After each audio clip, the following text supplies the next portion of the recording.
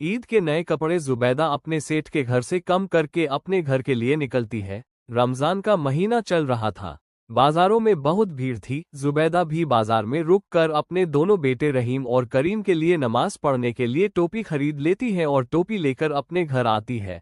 उसके दोनों बच्चे टोपी को देखते ही खुश हो जाते हैं। तभी करीम अपनी अम्मी से कहता, करीम, आप सिर्फ टोपी लाए और कपड़े नहीं लाए?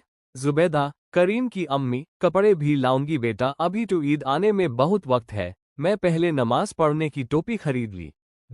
करीम टोपी लेकर अपने दोस्त को दिखाने के लिए उसके घर जाता है, जो उसके घर के बगल में ही रहता है। घर पहुंचकर अपने दोस्त को टोपी देखता है। उसका दोस्त टोपी देखकर टोपी की तारीफ करता है और अपने ईद का आया हुआ कपड़ा करीम को दिखाता है। करीम उसके कपड़े देखकर बहुत खुश होता है। तभी उसका दोस्त उससे कहता, दोस्त, तुम्हारा कपड़ा कब आएगा? तुम्हारा सेठ जी ने अभी तक तुम्हें कपड़े नहीं भेजे?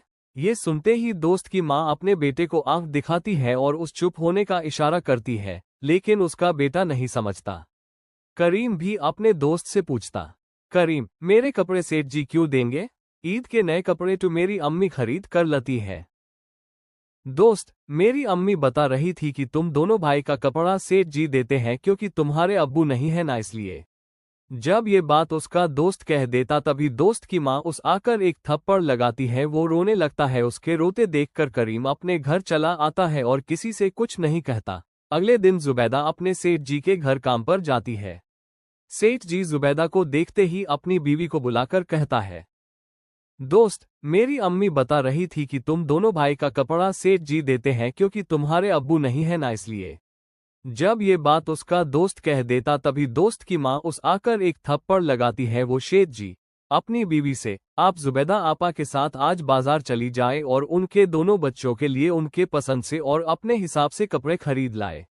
सेठ जी की बीवी, आप बाजार से कुछ भी खरीद कर ले आए, फिर उन्हें दे देंगे। सेठ जी, कुछ भी कैसे दे देंगे?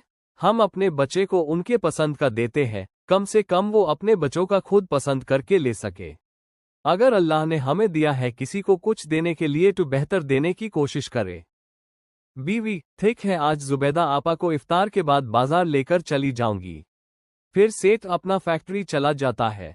इधर दोनों इफ्तार के बाद बाजार चली जाती है। रात में खरीदारी करके जुबैदा अपने घर पहुंचती है और अपने दोनों बेटे का कपड़ा निकल कर दिखाती है। रहीम कपड़ा देखकर खुश हो जाता है, लेकिन करीम कपड़े को हाथ भी नहीं लगाता और घर के एक कोने में जाकर बैठ जाता है। उससे कोने में बैठे देखकर जुबैदा कहती, जुबैदा, क्या हुआ मेरा